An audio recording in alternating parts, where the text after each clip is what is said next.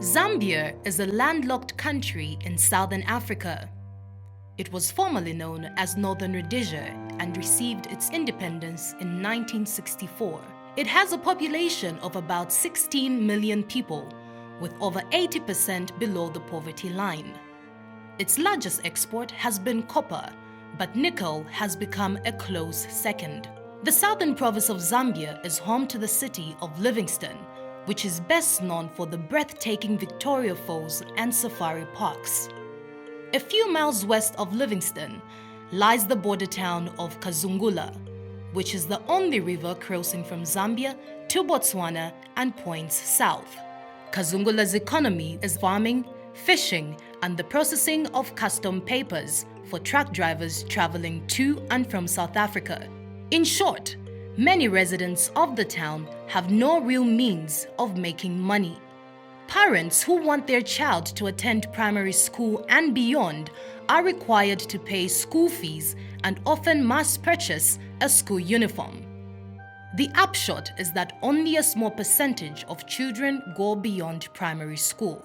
And up until recently, children did not even have the ability to complete secondary school. Kazungula town had no secondary school. It was not until 2014 when we started the first grade 10 when we opened Kazungula boarding secondary school. Compounding this dire economic situation is the fact that the only way for trucks to cross into Botswana is by pontoon, which is dependent on the ebb and flow of the Zambezi River and how well the pontoons are maintained. Normally, because of the border issues, we stay long here because of some issues like the pontoons, the breakdowns for the pontoons, and you would find on one pontoon is working, so you find there's a long queue. For you to leave this border is maybe a week or 9 days at times. With so few trucks crossing daily, this creates a perfect storm of lonely, bored truck drivers and a population, primarily female, who have no means of earning an income.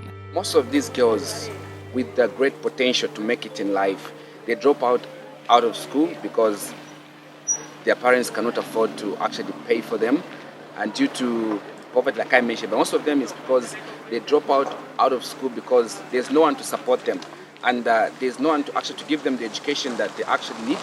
So the only option that they have, which is a risky one, is just to engage in very immoral activities. High poverty levels, you will definitely find these children falling prey. The parents are not working anymore. These children have to fend for themselves. They have to look for money for their own school fees, and they have to find money to just buy books, others even their own uniform.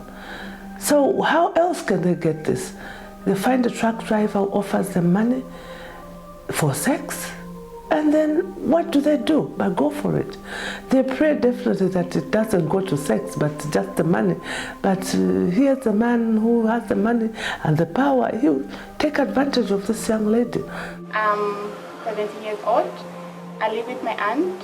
I did not complete my education because my aunt could not continue to pay for my fees because she said she could not afford.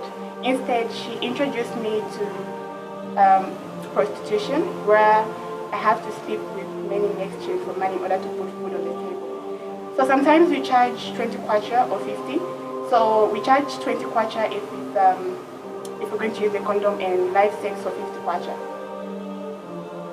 I'm not happy to do this because I am scared of contracting some sexually transmitted diseases, and I wish I could stop.